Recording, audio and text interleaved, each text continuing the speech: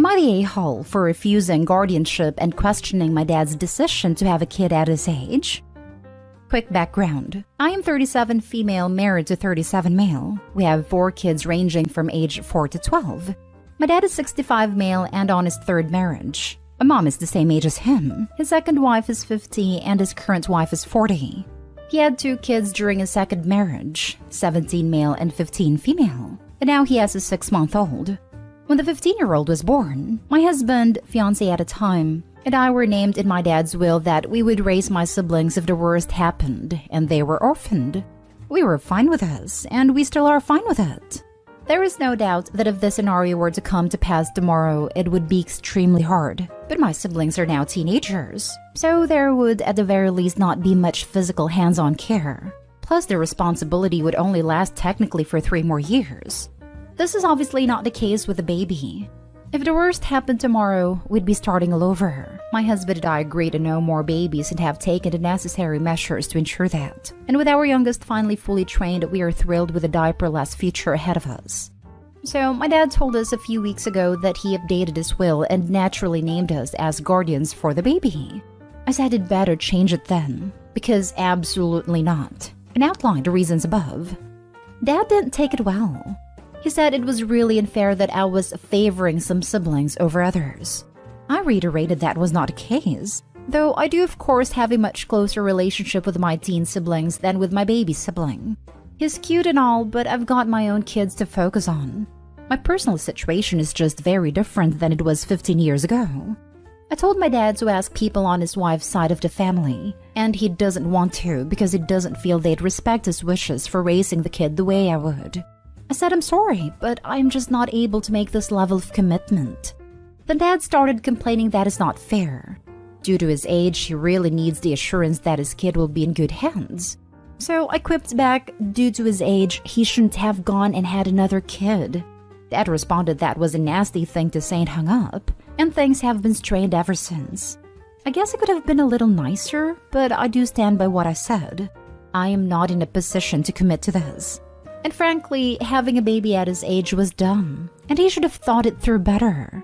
Am I the a-hole for my refusal to be a guardian and for sharing my thoughts on my dad's choices? Now for the top comments. Not the a-hole and your dad is crazy to assume you'd still be willing/able to take on that kind of responsibility in your mid-30s with a house full of your own kids.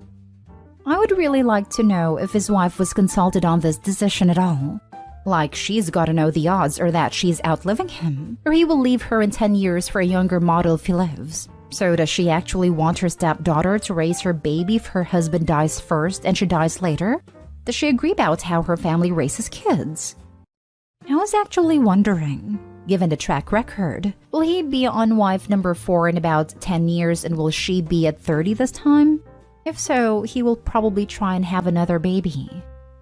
Not a-hole. You should have thought about this before having a child. People shouldn't feel free to dump their kids on others. The good news is that his wife is almost her age, so it's unlikely she will die before the kid reaches adulthood. I know it's unlikely, but bad things happen. That's why we make these contingencies in the first place. My husband and I have our own will that includes who will take our kids, if something happened to us, and obviously my dad is right to do so as well. I just don't want to be the one listed here. I'm also pretty sure that even if it is in his will that you all will care for the baby, you still don't have to. Like he could really put whatever he wants in there, but it's not legally binding for you or anyone else he wants to name. Being named in the will simply means that he wants you to do it before anyone else, but you still have every right to say no if the worst does come to pass and the will comes into play. Instead of arguing about whether you're on the will or not at all, your conversation with him should really follow the lines of, Dad, you can totally name me in the will if you really want to, but you have to understand that I will say no if it comes to pass. By naming me, all it's doing is leaving this child without a real plan, and could possibly land them in foster care, / in the system instead of with family or any other person you trust. I think it would be smarter and everyone's best interest to find someone else who is already willing and name them instead. Next story is titled, Am I the a-hole for refusing to call my 8-year-old half-uncle, uncle? So, my family is kind of a mess. What you need to know for this is that both my dad and grandpa had kids young. So I'm 15, my dad is 37, and I think grandpa's somewhere in his late 50s. Grandparents divorced when I was a kid, and 2 years later, grandpa remarried. His new wife, who's younger than my dad, brought a kid to the marriage, and suddenly had a step-uncle. Let's just call him Brian. When we first met, the kid was like 4 or something. I thought it would be funny to call him Uncle Brian because of the ridiculousness of having an uncle so much younger than me.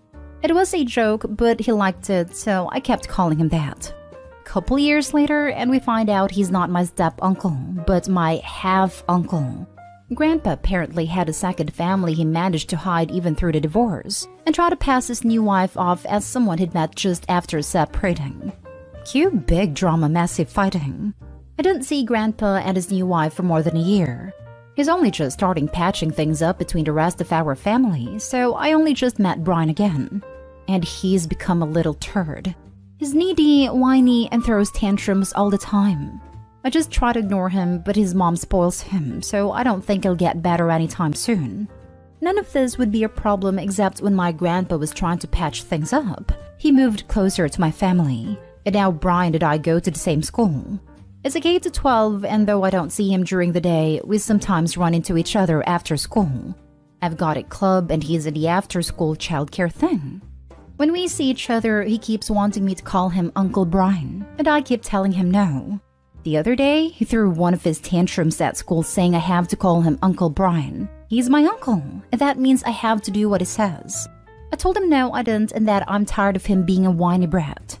I'm older than him, and that means he has to do what I say. He didn't listen and kept saying I have to call him uncle. We ended up making a bit of a scene, and word got back to our families, and Brian's mom said if it meant so much to him that I should just call him uncle. I said I'm not doing that. Grandpa sided with her, and my dad hasn't said anything directly, but I think he wants me to do it just to keep the peace. But it's stupid. He's a kid, and calling him Uncle Brian just because he's whining that I have to do it is demeaning, especially at school. It was a joke when he was younger, one that I chose to participate in and not something that was forced on me. But this is different. Am I the a-hole if I stand my ground on this? Not the a-hole. By the way, I can't stop laughing about this kid thinking you should call him uncle. I hope you should call him bastard uncle instead. Not the a-hole. I'm so sorry, but this is hilarious. The kid is clearly on a power trip and is used to getting what he wants. That's why I think malicious compliance is the answer. Call the kid Uncle Bastard and Mom Grandma. Not the a-hole. Why is your entire family behaving like toddlers? It's up to you how you want to handle this. Personally, I would have fun with it. Really exaggerate the uncle thing. Call him King Uncle Brian the First, leader of the playground and smiter of enemies. Every single time you have to address him. But that's because I'm extremely petty, LMAO. Malicious compliance. But you are within your rights and not the a-hole for standing your ground. Next story. Am I the a-hole for not covering for my ex-husband? My ex has a long history of not showing up when he has planned to see the kids. The worst was when I had driven the kids 30 minutes across town to his place to arrive at 10 a.m. and he texted at 9:58 a.m. to cancel. He saw them 4 times since Easter last year and had one overnight visit with some of the kids as I had to take one to hospital. In mediation to write our parenting plan, he told the mediator that he didn't want the 50-50 care which I had suggested and facilitated. I was even moving out of my home so he could stay there with the kids, since he has no accommodation suitable for the kids and I was paying all the daycare costs, bills, food, rent, etc. In fact, he wanted 0% care. He shows up about 50% of the time, even when he was doing regular overnight stays with them. He forgot our eldest's graduation. Last time, he told our 9-year-old he was going to see them, and 9-year-old said, "Cool story, bro," and hung up on him. Every time he has bailed on the kids, they either didn't know that he was coming, because I don't tell them until he is definitely driving to my place, or I lied and said he was sick. I don't want them to feel rejected when he doesn't show up. The kids have unlimited access to be able to contact him, and I have helped them organize birthday presents, Christmas presents, and Father's Day presents for him. There is definitely no alienation coming from me. I want him to see the kids because he is important to them. And they love him. And his own father pretty much ignored him, and I know how much he hurts because of that. Swearing to never do that to his kids. Yesterday, the 4-year-old called him on Messenger and asked him to go to the park. 4-year-old came and asked me. I replied, yes, of course. After lunch is fine. And the other kids finish school at 2:30 and would love for you to pick them up. I have moved, and he didn't have my address, so I texted it to him. At 2:20, I messaged again, asking if he was coming, and he replied that he didn't get my message, so figured I had ghosted him. After dinner, the 4-year-old didn't want to go to bed because he was waiting for his dad still. I let him call his dad and ask why he didn't show up. X was not happy that I didn't cover for him. He has asked to see the kids this weekend. I was taking them camping, but have postponed the trip so he can visit. I told all the kids that he will be coming, and they then called him, and he said that he will see them on Saturday at 10:30 a.m. If he doesn't show, he will be the one explaining why. Am I the a-hole for not continuing to cover for him? I feel that I should protect my kids, but it's been 2.5 years of this, and they will realize that I'm lying eventually, which will damage our relationship.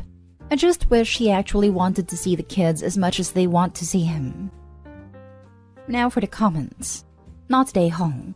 I could have written this in 2018. I was killing myself with my kids by constantly covering for their dad. And if it did show, half the time he was scary.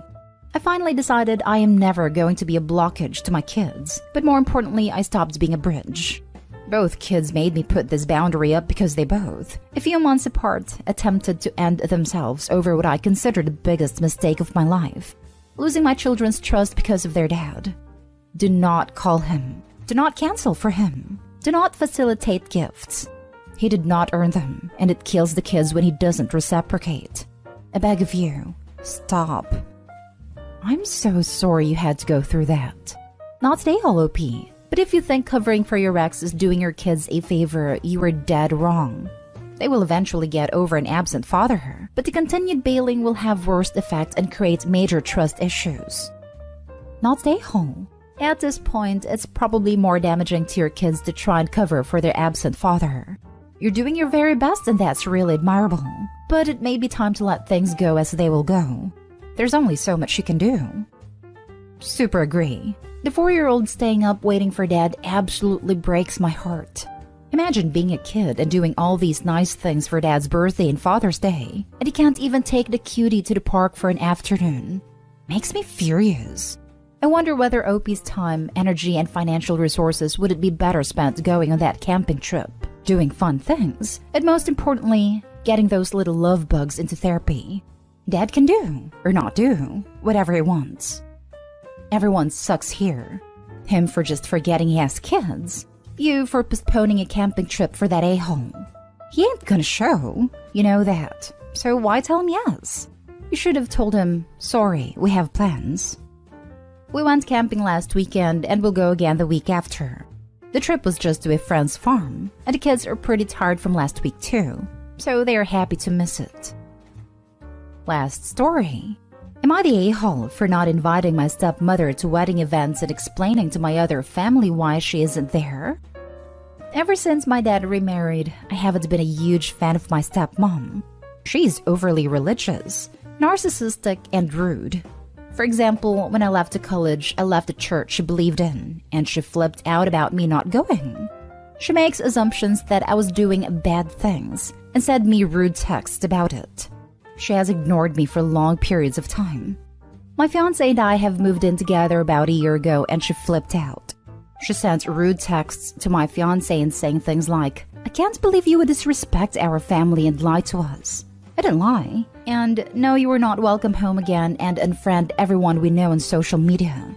She has treated my fiancé and I very unfair and poorly regarding the fact that we are not doing what she wants, and she doesn't consider the fact of how successful we both are. We are old enough to take care of ourselves. She has also purposely separated me from my family that still cares about me. She hasn't spoken to me in years. Not about birthdays, holidays, engagement, nothing. After a long talk with my dad, I agreed to invite her and my other step family to my wedding, even though I'm almost positive they all hate me. However, am I the a-hole for not including this part of my family in other events, bridal shower, etc.? Also, would I be the a-hole for informing my other caring family members why she's not invited when they ask or wonder? Not the a-hole. I wouldn't even invite her to the wedding. If she has separated you from the family, banned you from their home, and doesn't respect your relationship, then she should absolutely not be surprised to not be included in your events surrounding your wedding for a relationship she's explicitly against. And if anyone asks, you can definitely just give them the clear-cut truth of the matter. Stepmother has isolated me from the family and doesn't support our relationship. So we see no reason to include her in a celebration for something she's so against. They will ruin your wedding. If she has made awful comments for everything and anything, she will find plenty of things to say at your wedding. If she has stranded you from people you like and you never had issues with, invite them. But first have a talk with them to see if they really like you back. And I get wanting to keep a relationship with your father, but if he insisted on her being there and has never defended you or put a stop to her nonsense, he is not being a good father. I hate people using church and God to justify their awfulness. I've yet to find a religion that, if followed correctly, doesn't condemn that kind of behavior. That kind of people really like to nitpick. They love to see the mote in one's brother eye while ignoring the beam on their own. Those people are best dealt with their own medicine. Don't know what the religion is, but I am sure you can find plenty of bibliography easily that would help you describe how bad their behavior is. And if they come after you, you use that. They will get harder time to refute you. Of course, they can always go to "you are devil" nonsense.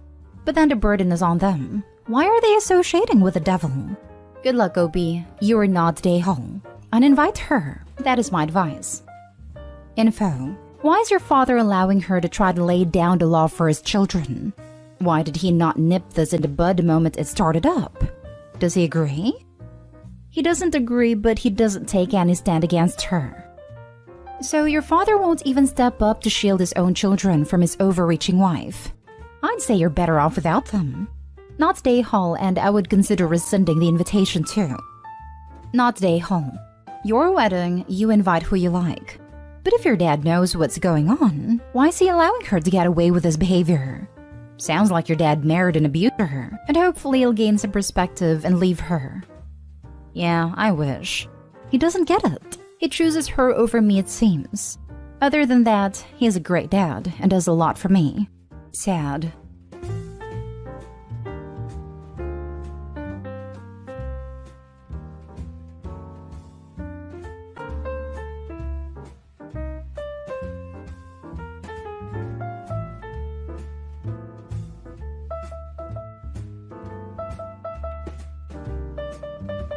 Relationship advice. I, 27 male, think it's time to end things with my girlfriend, 22 female, and she thinks it's unfair. We've been together for about 4 years. Since December, our relationship has hit a rough patch. Then around Christmas time, I found out she was talking to another guy behind my back, and when I confronted her, she said it was just a friend and nothing more. She didn't want to show me the messages because she claimed that it wasn't important and that I was being nosy. I found out that she was telling her friends about this new guy, and she told me she had a crush on him. She promised she would stop talking to him and that it didn't mean anything. I forgave her, and we tried to move on from it. As months went by, she started to become more distant and less affectionate towards me. She started deleting pictures of us on her Instagram page and started posting more pictures of herself. She was also asked to go on a date from another guy and told him I'm going through a rough patch with a guy and didn't say I have a boyfriend. I again gave her the benefit of the doubt and forgave her. Last Saturday, she called and said she was going out with her friend for supper. I had my suspicions because when I asked her where she was going to eat, she couldn't give me the name of the restaurant. She didn't message me all night and didn't tell me when she got home. The next morning, I asked her how her night went and which restaurant she went to, and again didn't give me an answer. I then decided to check the Instagram of the guy that she had a crush on, and sure enough, my girlfriend and him were together at a restaurant. When I confronted her about it, she told me she didn't do anything wrong because he's just a friend and it's not a romantic relationship. I told her it was over because she crossed a line and that she lied to me too many times.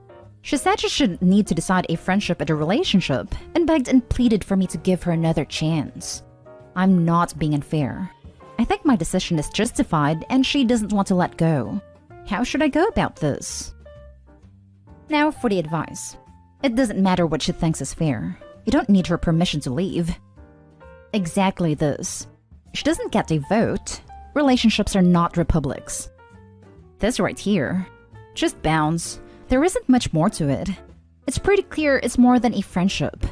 As someone who has been on both ends, people are shady. There's no trust. She lies and she went out with a man she has a crush on behind your back. You're done, so whether she wants to let go or not isn't your problem. Move forward. This, and I would just like to answer Opie's question. How should you go about this? Exactly what you did. You broke up with her. Now move on. Her not letting go is her problem. Fair doesn't enter into it. Her opinion doesn't enter into it. Pack up any for stuff that you might have hanging around, meet up with her, and dump her. This. Tell this girl, bye. You don't want to be with her. You don't have to be with her, even if it wasn't because of the lying and infidelity. The question is, how can you bow out as gracefully as possible, for your sake? Do you live together? Do you have stuff at her place you're particularly attached to? Are there any pets involved? Any joint finances? Can you break up in public or with witnesses present in case she tries any shady stuff? Yep, classic narcissist and classic I messed up but somehow you're at fault, not me attitude. Leave her. Now for the next story. My girlfriend, 24 female, is helping her sister, 20 female, hide that she was cheating, and I, 25 male, can't look at her the same way. Hi Reddit. I don't really know where to begin or how I want to structure this post as I have one huge mess in my head right now. 2 days ago, I was coming back from the cinema with my girlfriend late evening when she got messaged by her sister that she cheated on her boyfriend. I went back home alone and girlfriend went to her sister to console her that night. The next day, she brought her sister to our home, which didn't bother me since I like her visits and she's very good with our dog. So, sometime later, I was talking to my girlfriend, just expressing some interest in that situation. Like, I imagine you must be tired after talking all night. And then I asked, so has your sister told her boyfriend yet? To which my girlfriend replied, oh, he's not gonna find out.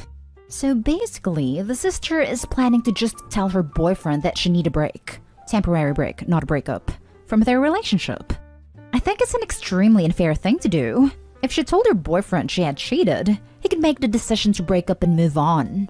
Otherwise, he'll probably be stuck in a limbo and hurt even more. Anyway, I can't understand how my girlfriend can be just okay with that. I'm also not sure how big part she played in her sister making that decision, but I know she supports it. She offered to tell me the story, but I asked her not to. I think it would be disrespectful towards the person cheated on to listen about how they got cheated on, and not tell them about it. Perhaps the reason I'm so disgusted about this is that both my girlfriend and her sister can be very preachy at times, pointing out wrong behaviors in other people, etc. They are both very keen on feminism, ecology, and other similar woke stuff, and I honestly think that's great. But it seems so hypocritical now. We were supposed to go on a Pride Parade this Sunday, but I don't get how you can go and celebrate love and help cover cheating at the same time. If that wasn't enough, I feel like I should tell the sister's boyfriend, and I feel like crap for not having done it yet. On the other hand, I'm working and studying at the same time, and I just don't have enough energy for starting a conflict with my girlfriend's family. I called my girlfriend yesterday and said that I need a break and that I had some doubts for a longer time, which I signaled to her before, but this was the straw that broke the camel's back. I really wanted to be a very short break and I already missed her, but I just feel disgusted about this situation. We were planning to move to another country together pretty soon, so obviously a prolonged break would make it impossible. I don't know what to do. I know I'll try to schedule a session with a psychologist ASAP. Hopefully that helps. I think you just learned something very important about the person you were dating. I get that there's a loyalty there, but she's participating in this and probably wouldn't think twice about doing the same to you. My thoughts exactly.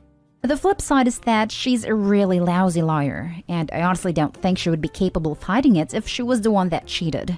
Not that it makes it any better. Like everyone else is saying, this is a huge red flag as to how she feels about cheating and lying to partners. I'm sure it hurts to have had a relationship that you had trust in, only to have that trust yanked out. But it's better to have found this out sooner rather than later. Remember that what you are sad for is not for missing her. You are sad for missing the person you thought she was. That person never existed, so you are never going to get her back. Be strong. You can do it. Right from the get-go, this is bizarre.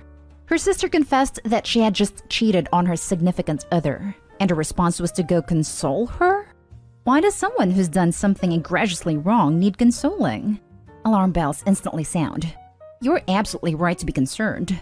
From the rest of the details, she sees nothing wrong with cheating and nothing wrong with lying to cover cheating. This is not relationship material. In addition to this being enlightening, as other commenters have said, I do need to point out that breaks don't actually solve anything. Healthy couples talk through their problems and work toward solutions together, or break up if a solution can't be reached. The foundation here is already broken. If you have a problem with your girlfriend, your instinct should be to run toward her so you can work through it. Distancing yourself does nothing to help. You've been given a wonderful gift to find this out about your girlfriend's character, especially before you move out of the country with her. It makes it much easier to cut ties now. Next story is titled, My 25 male girlfriend 24 female stole money from me to buy a gift for her brother. My girlfriend and I have been together for 2 years, and that's why it's really disturbing. My girlfriend is currently broke.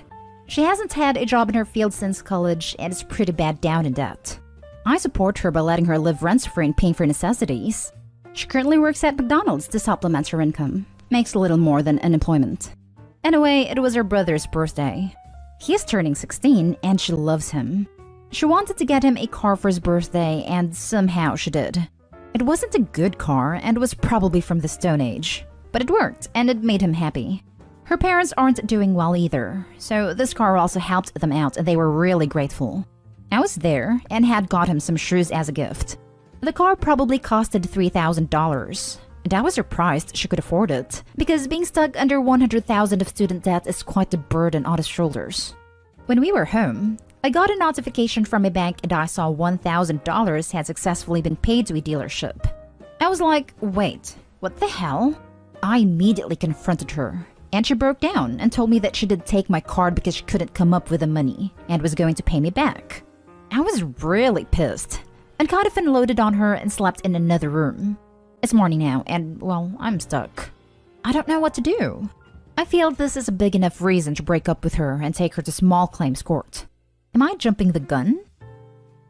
Now for the top advice. When this sad stole from me to get a gift, I thought $50 to get a game, not $1,000. How did she even pull that off? The card is in your name, you guys aren't married, you would have had to sign something for payment. Honestly, break up and call the dealership. She stole the money. If they don't help, call the cops. I can't believe she thought she would get away with it. You should break up with her for being that stupid. I have a limit for $1,000 in PayWave. She still has your credit card number. How much more will she steal? Call your bank and have them issue another card and remove the older one.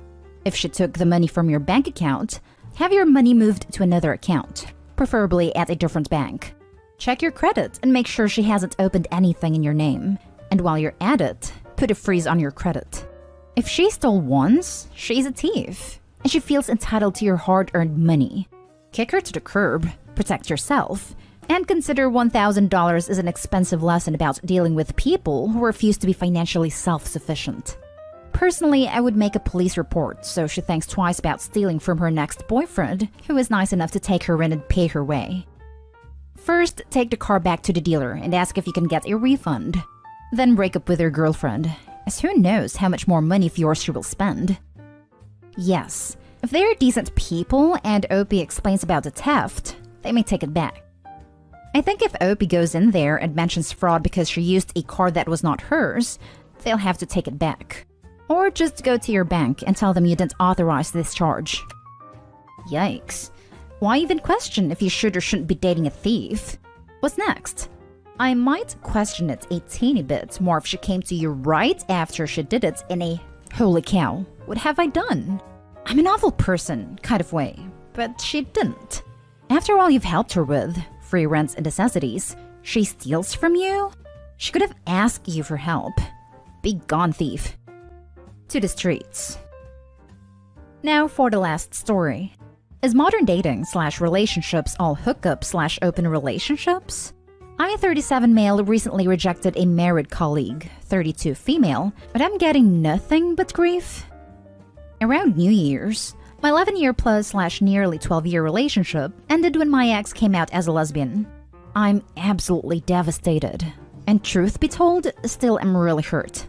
It's led me to realize I'm just not interested in dating / relationships at all at the moment. I just want to work on myself for one, and don't think it's right to get with someone when I know I'm not over someone else. I'll also throw out there I've never been into casual hookups or one-night stands either, even when I was single when I was younger. I'm mono, and prefer intimacy in a committed relationship. So last week we did a raffle at work, and I answered not thinking anything of it. One prize was a weekend in a local luxury hotel. The package consisted of free drinks, a complimentary 3-course meal, etc. And that's the prize I won, which shocked me as I have never won a competition in my life. What I didn't realize was it's for 2 people. When my colleagues on my team asked who I'm taking, I realized what they meant and felt a bit embarrassed. I initially said I might see if someone wants to swap prizes for the champagne or something, which my colleague said would be a shame. So I said I might just sneak my dog in and have a boys' night out, to laughter. One of the women, 32 female on another team on my floor, heard it and made a beeline for me when I was having a cup of tea on my own later. She mentioned the prize and asked whether I had decided yet what I was doing. Now, she only got married last year, so assumed she was asking me if she could have the prizes. So I said, "Oh, do you want these and treat your hubby then?"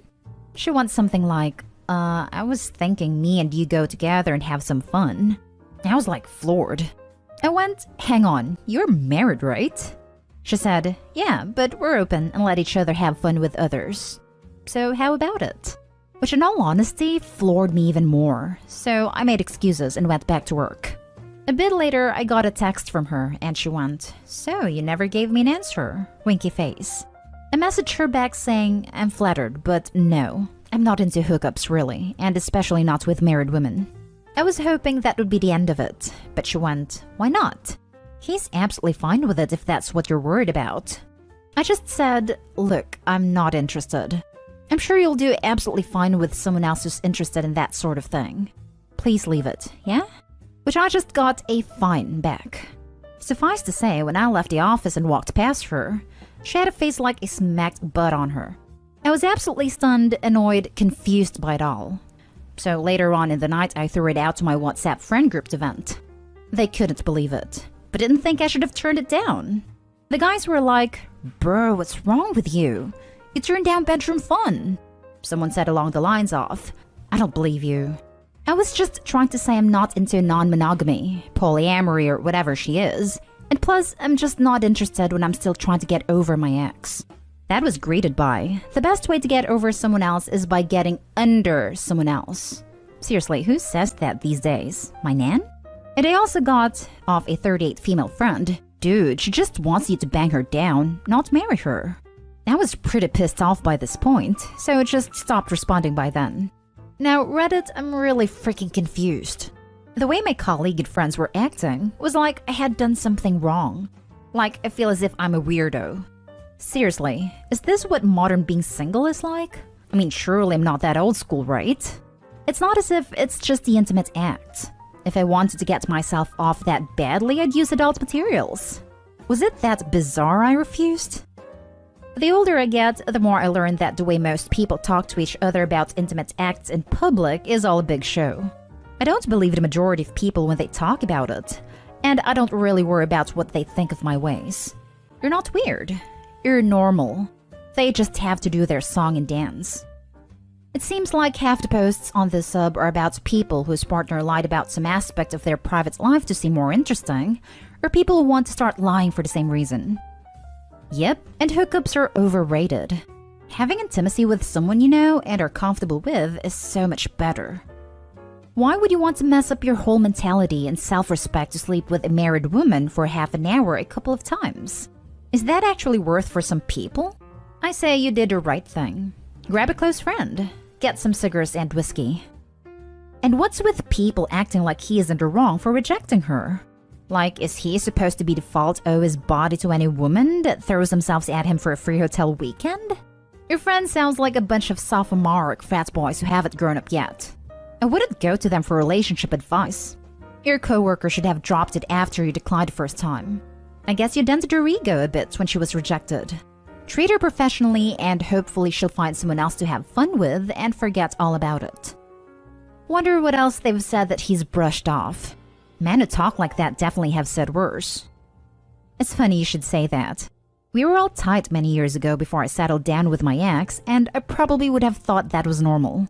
Now I'm single and we've reconnected, there's so many things they say generally I roll my eyes at and find a bit juvenile. I don't know, maybe we've all grown apart in that time.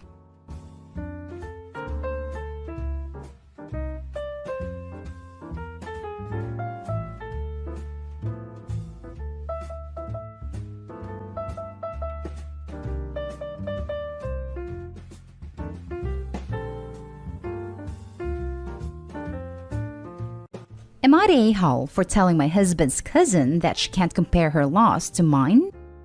My 2-year-old daughter passed away early last year. It has been hell on my husband and I. We're slowly putting the pieces of our lives back together, but I know it'll never be the same. Most people in our lives have been great. Others say things they think are helpful, but honestly aren't. I try to ignore them for the most part because I know they're well-meaning. However, my husband has a cousin, Amy. She told me for months she understood how I was feeling because she lost 3 children. I had never heard about this and was shocked, as I've known her 10 years. She then elaborated and said that she had tried IVF with 3 embryos a little before I met my husband. None took. She views them as children. While I respect that and do not undermine how hard it is for IVF to fail, we had 2 failed attempts before I got pregnant with our daughter. I don't think it's comparable. She had hopes and dreams, but she was never pregnant. They never existed. I didn't feel this way with people who compared miscarriages to me losing my daughter because I get it. No matter how far along you are, you can be attached. But this just seemed like a huge stretch. I try to let go, but anytime I talk about my daughter or make a post about her, Amy would talk about her embryos. Not just in a I know how you feel, but basically direct the entire conversation back to her so she could talk about it. I started getting annoyed, so I told her that she was never pregnant. It's a loss, of course, but she cannot keep comparing it to my daughter that I had carried in my stomach, then cared for 2 years and got to know, live on, and then had to watch slowly deteriorate. She was diagnosed with cancer at 11 months. Amy got upset and said I was gatekeeping loss and that I can't tell her what a loss is. I said I was never trying to undermine her loss, but she can't keep comparing it to mine. Now a good chunk of my husband's family is mad at me. Am I the a-hole? Now for the top comments. As someone currently undergoing IVF treatment, with a pregnancy loss and failed IVF transfer under my belt, it is not even remotely the same. You are not the a-hole, and she needs help with her grief. It's okay to say something like, I understand your loss, but it does not compare to the loss of my living child. I would not have ever compared them, but you bring it up every time I mention her. Or just don't speak with her about it. If she interjects again, feel free to say something. I would never dream of making that comparison, and she should be reminded it's not the same if she brings it up again. Failed transfers feel like a huge loss, but there was never a pregnancy. Period. I'm so sorry for the loss of your daughter. Agreed. We've had a failed round of IVF. It's definitely a loss, and you definitely feel grief for the little potential human that was lost. But I would never consider that grief to be even remotely comparable to the loss of a living, breathing child. It's inconceivable.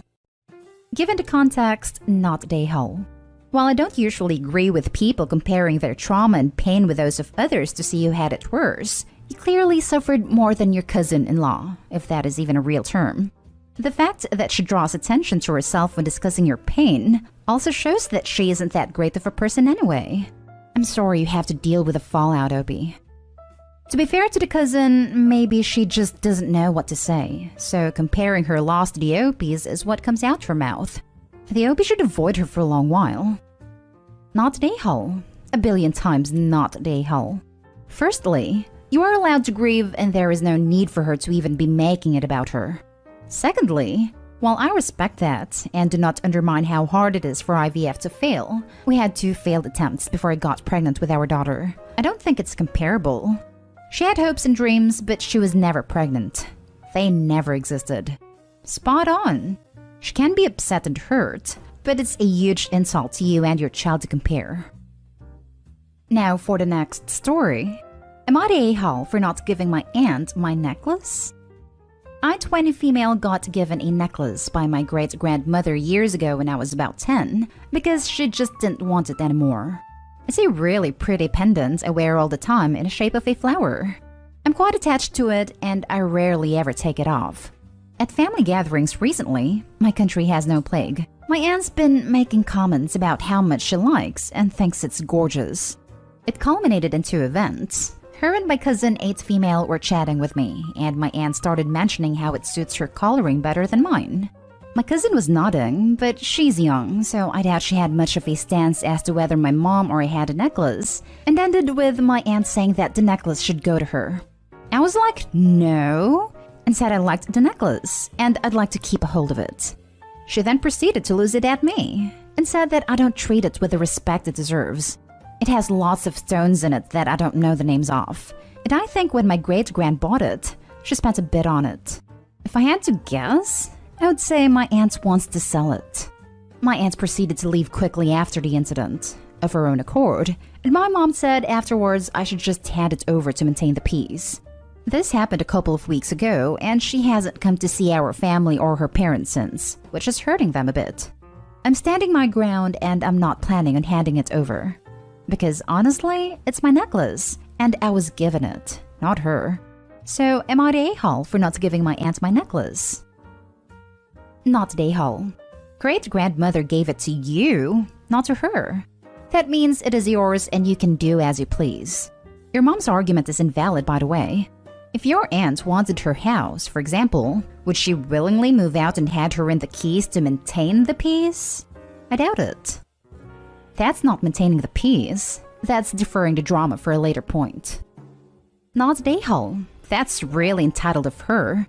She's not teaching her daughter good interpersonal relationships either. That being said, make sure the necklace stays hidden/locked up so your mom or anyone else can't just take it. Good call. I currently keep it on my bedside table, but I'll get a box for it. Not the a-hole times a billion. It is your necklace passed on to you as a gift from your gran, and it is yours to keep. And don't let any entitled aunt or her little kid demand it off you, or let your mom guilt trip you into parting with it just to keep your sulky aunt happy. Not the a-hole. Your gran gave the necklace to you 10 years ago. Your aunt is out of her mind, and you should not, under any circumstances, give it to her. If she brings it up again, tell her gran gave it to you, so she clearly wanted you to have it, and that's the end of it.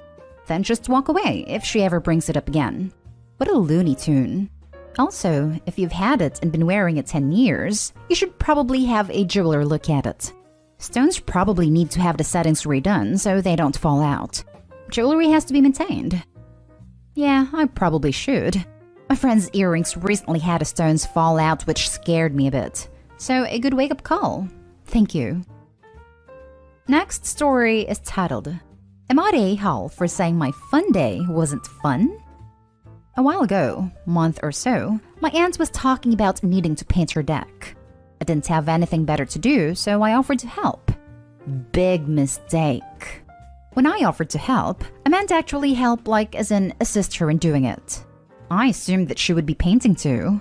When I got there, she told me where everything was and then went to do other stuff around her house and told me to find her if I had any questions. She constantly came by to check my work and was very demanding. You'd think she'd hired a professional painter by how nitpicky she was. She made me lunch and we talked during lunch. It was nothing special, just chit-chat. Relevant.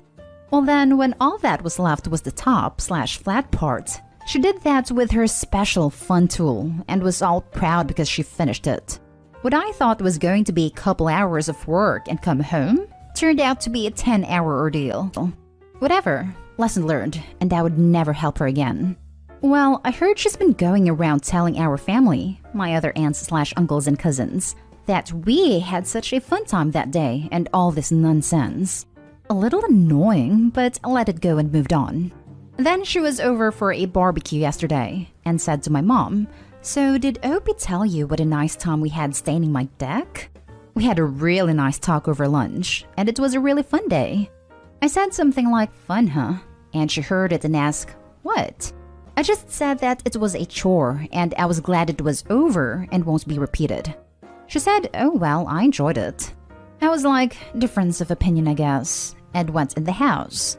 She called my mom later last night, and she said that she was really offended that I said I didn't enjoy myself. When my mom told me, so I told her the truth. I said that it was a horrible day. I had a big old headache that we didn't bond. I don't even remember what we talked about. I said that I wanted to leave an hour in, but honored my commitment and what I promised to do. My mom said I should have left if she was being difficult and not even painting the deck herself, but that I should have humored her and let her think it was fun. Am I the a-hole? Now for the top comments. My mom said I should have left if she was being difficult and not even painting the deck herself. Correct. But that I should have humored her and let her think it was fun. Not correct. I don't believe in blowing smoke up people's behind like that. Not the a-hole. I would have flat out said, "Whoa, and I agreed to help you paint the deck, not to do it all myself. If you'd like to spearhead this, cool, I'll stay and help. Otherwise, I'm leaving." Yep. As soon as Opie realized Aunt wasn't going to help, they should have clarified that they were there to help her, not do it all themselves. And/or put a time limit on it. I've only got X hours, I'll be leaving by Y time, even if it isn't all done. I'm the type of person who used to keep my mouth shut and just do the work. It's taken me 30-odd years to learn to be a bit more proactive about saying no and putting limits on things. I spent over 6 years in customer service as a frontline CSR. Rocking the boat doesn't bother me anymore, and I'm all out of crap to give. Not a day-hole. And sounds manipulative. But also, how old are you? If you're still a teen, I'm getting the sense you're youngish, given that she called your mom, then she's really manipulative. Because it can be pretty hard to just say no to an authority figure when you're still a kid. Heck, it can be hard to say no to family as an adult. I don't doubt she'd try to pull something if Opie left, considering how she's acting. Really doesn't make it any easier to just say no. Sometimes people do silly stuff for the sake of mental health. And I only say silly because they shouldn't have to. And unfortunately, it too often backfires in some way. Like this one-off example. Oh, she definitely would have called my mom if I left. And then probably complained to everyone that I was lazy and didn't follow through on what I said or something. She has some weird obsession with trying to bond with me, but it's never things I'm interested in that she wants to do. It's making me do stuff that she likes. She tried getting my mom to force me to come by her house and do crafts with her when I was younger, right in front of me, and I was like, no, that's boring. When I was a kid and she lived out of state, she gave me some bead stuff to make on the ride home. I made them, but then she wanted them back to give to her friends as gifts. I was like 6. I'm 19 and that's something I still remember. It's like I was a young laborer to her. Now for the last story. Am I the a-hole? Brother cut me off for speaking with his fiancée. I've had a good relationship with my brother's fiancée, Hannah, since they started dating a few years ago, and I've always made a conscious effort to make her feel as welcome as possible, and we genuinely got on well. My brother Steve can be quite a difficult person, and hates it if a situation is out of his control. We used to have a group chat with me, Steve, and Hannah. This was the only form of communication I had with her, and I think it is so that Steve can oversee what I said. As Hannah and I became closer and chatted more frequently about everyday life, TV shows, clothes, holidays, etc., we had a one-on-one chat on Messenger, so that we didn't bombard the group chat with boring stuff. One day, as we were chatting about random TV shows, etc., the conversation got onto how she wants kids and is unsure if Steve wants them. I asked if they hadn't already discussed this as they're getting married next year, But she says when she approaches him about it, he gets angry, etc. She also brought up a number of things he does that, to me, screams red flags. For example, threatening to end things with her if she doesn't stop asking these questions, and calling her lazy if she feels she wants to stay in bed all day due to a depressive state. So here is where the AITA comes in. I ask her if she genuinely feels that marriage is the right thing if she hasn't got the answers to the important questions she wants to know. I ask if she feels on edge and depressed around him all the time like she says, and if marriage is really a good idea right now. Cut to a day or two later, they're both home together. They both usually work away on opposite shifts, so don't get to see each other much. I noticed my brother had blocked me on Facebook. I messaged Han and asked if everything was okay, and if she knows why Steve had deleted Facebook or blocked me. Rather than getting a response, she blocked me too. I had to find out from my mother that he is cutting me out of his life for doing what I did. I'm just not sure what I did wrong, and was I out of line? Why did she block me too? I wonder if she showed him the messages, or just told a one-sided story to paint me in a bad light. I would appreciate input, guys. Thank you. Edit. I am female. I am also straight, and in no way did I ever try to chat up my brother's fiancé. That is just ludicrous. If you don't understand what a sister-type relationship is and think it is unhealthy, then please educate yourself. I live in New Zealand. My mother lives in the UK. Steve and Hannah lived in Australia. Hannah's mom died when she was young. She still has a relationship with her dad and brother. They cut the rest of her family off for reasons unknown to me. I noticed I am not blocked on Instagram. My brother doesn't have Instagram, so I will keep her on there in case she feels the need to reach out. Not Dayhall, and I'm sure he's intercepted her messages and blocked you himself. He is horrible and controlling her access to communication. She knows you support her, and hopefully she'll get out of that relationship ASAP. I'm also not sure about her part in this though, as she has always voiced that she has no problem cutting people out of her life if they upset her, etc. And that she has no time for toxic people. So I feel like she isn't being as manipulated as people may think. Not Dayhall. Your brother is an abuser.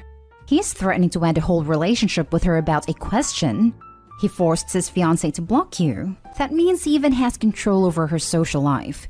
She mandates what she speaks, or the way she likes to exist. Try to warn other family members only if you truly trust them. Also, has your brother always been that way with his romantic life, or is it recent?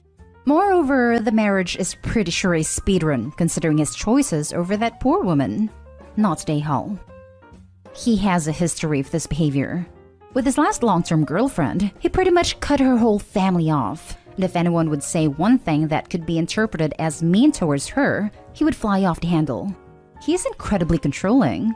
He has tried to get my mother on side about how I've betrayed him. But she told him that she isn't here to take sides and hopes it sorts itself out. I questioned the marriage as I had to pick up the pieces for him the last time his girlfriend had enough of him and ran off with her boss. I didn't want it to end a divorce before it had even started. Does the fiancé know about this? I think she does not. I hope she gets off with him or else she'll be stuck. She asked me about his previous relationships as he hadn't told her much about his past, just very vague summaries. I told her that she would have to ask him because I wasn't too sure. I do know, but again I didn't want to get involved and felt it was something between them. This is also why I ended up asking if marriage is the right thing, because she literally knows nothing about him. He's managed to hide and control a lot of his past as he moved to Australia from the UK and met her there.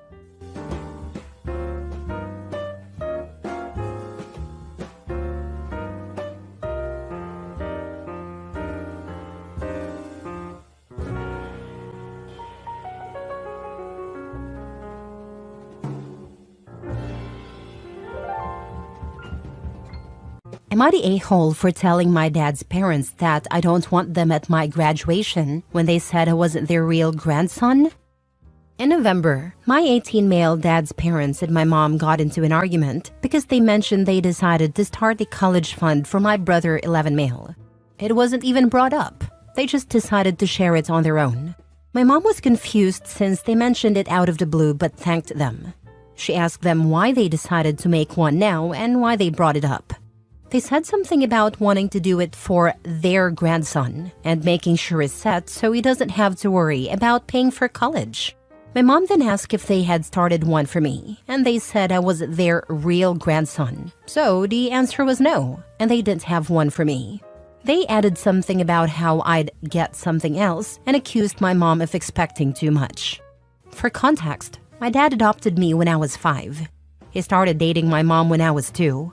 I don't know my biological father personally, but I know of him. He died when I was 3, and my mom told me he wasn't a good person and was in and out of jail. My dad is the only dad I've ever known, and I always thought his parents accepted me. But hearing them basically say I wasn't their real grandson hurt. It wasn't even about the money. It was the fact that I was excluded, and realizing the only reason why was because I wasn't my dad's biological son. The argument happened right in front of me and my brother, just a few days before Thanksgiving. Since then, I viewed my dad's parents differently and tried to keep my distance from them.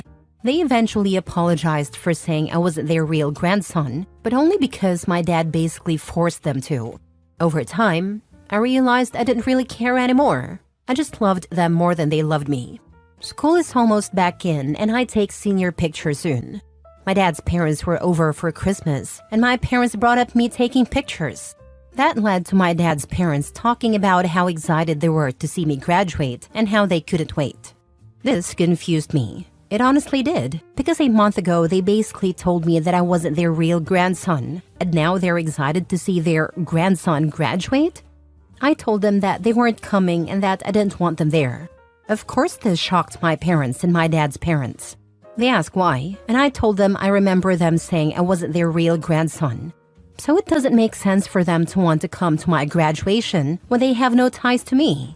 My dad looked upset, and his parents were too. His parents basically said I should move on since they already apologized and meant no harm. I told them that when they apologized, it was only because my dad told them to. After that, it got awkward. This happened during Christmas, and I haven't seen them since. My dad told me they're hurt by what I said and that I should apologize and let them know I didn't mean it and that I'd still like them to come. I told him I meant what I said and that I don't want them there. It's not like I can stop them from coming anyway, but I'd prefer if they didn't, since they have no reason to be there. He says their feelings are hurt. It's honestly embarrassing to think they've been my grandparents my whole life, only to find out they didn't even think of me as their grandson. My mom says she agrees with me, but thinks I should consider my dad's feelings, since this puts him in a hard position and wants everyone to be family. I'm not trying to hurt my dad, but I just don't want his parents at my graduation when I just found out they didn't accept me. Now for the top comments. Not the a-hole. The fact that they said that, never mind in front of you, is outrageous. These are the consequences for actions and words, and they're upset they have to face them. And the fact everyone is worried about your dad's feelings and his parents' feelings, but are completely ignoring your feelings, is telling. Not the a-hole. Your feelings are hurt and your feelings are just as valid. Once you say something like that, you can't take it back no matter how much you wish you could. Thank you. I was starting to believe I was the one in the wrong, seeing how much this is making my dad upset. But what really stung was that they said all of that stuff right in front of me and didn't even bother to say sorry until the next day, and only because my dad made them. I don't think they would have if my dad didn't tell them. Right now, it feels like my mom is the only one who really understands where I'm coming from, and my dad is just trying to play mediator. Next story. Am I the a-hole for not giving my dad back the money he put into savings for me when I betrayed him by accepting extra stuff from grandparents who wouldn't give equally to my step-siblings? My parents created a savings account for me, 19 male, and started putting away money for me when I was young. My dad continued after my mom died, and by the time I turned 18, I had a pretty sizable savings account. When I was 8, my dad started dating Nina, who had kids from her previous relationship. They were 3 years old and 18 months at a time. My dad treated them just like his own since their dad was out of the picture. He made a rule after a couple of years when he didn't feel like his family or my mom's family were fair to them. My mom's side couldn't give me a big item for his house if they gave nothing to them.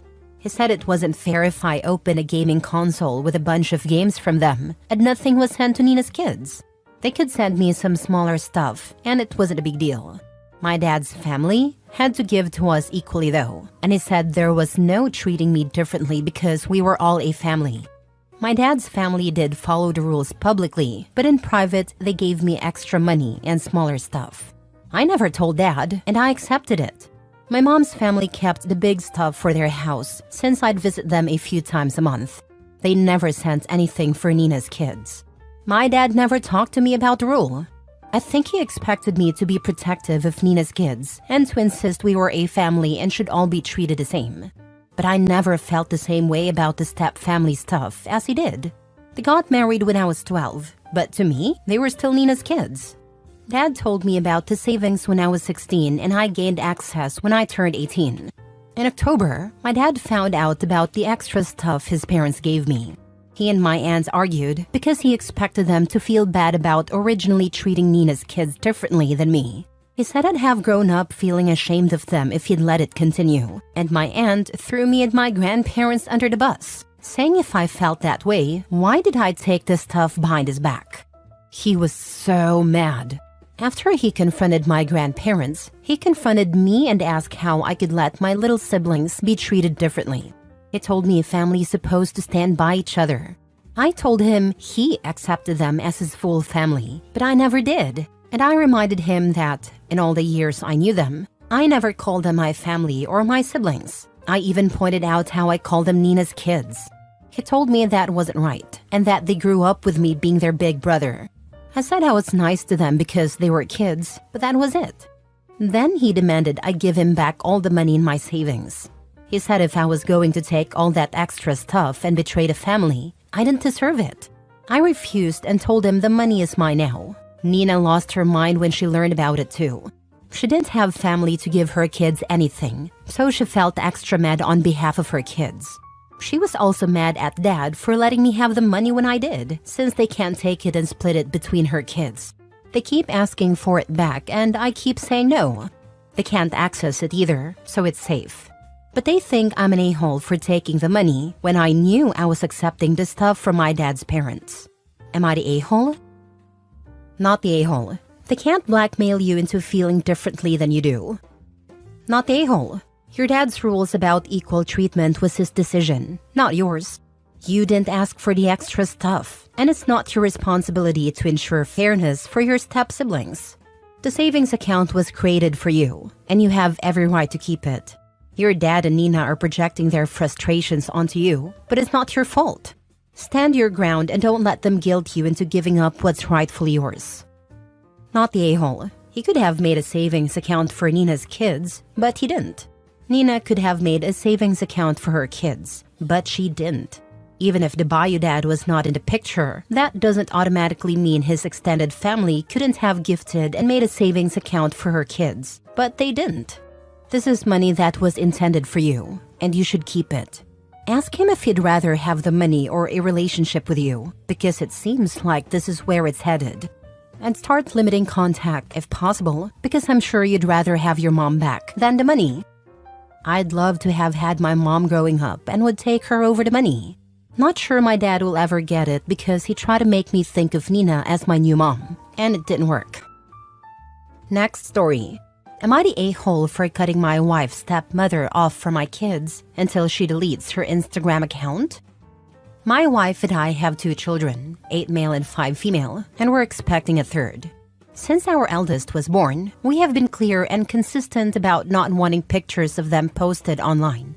It was my wife's idea, but still a mutual decision. Most of our friends and family have no problem with that, but we've had problems with my wife's stepmother.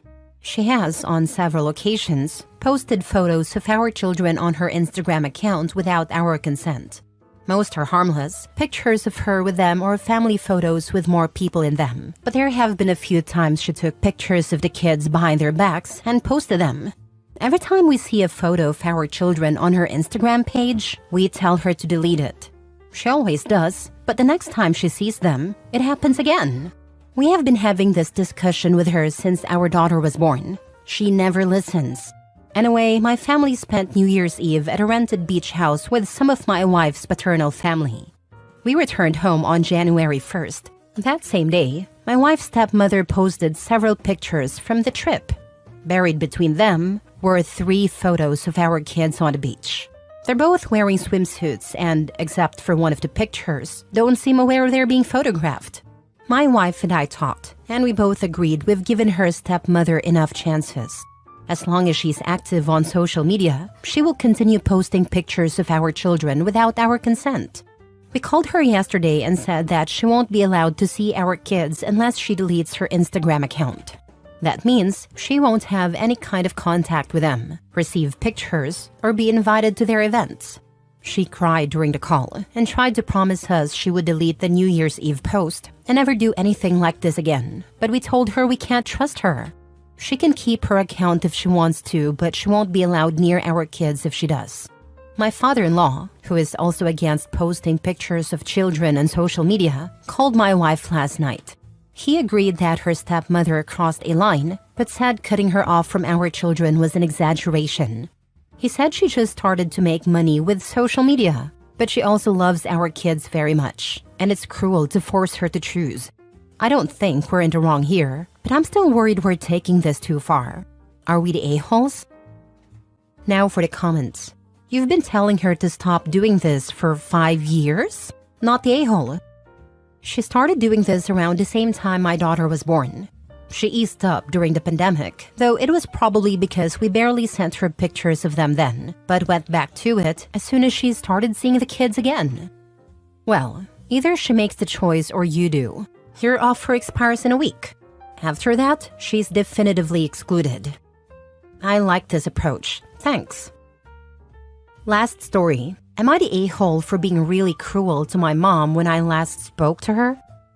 A few weeks ago, I, 17 male, kind of left my mom's house without saying anything.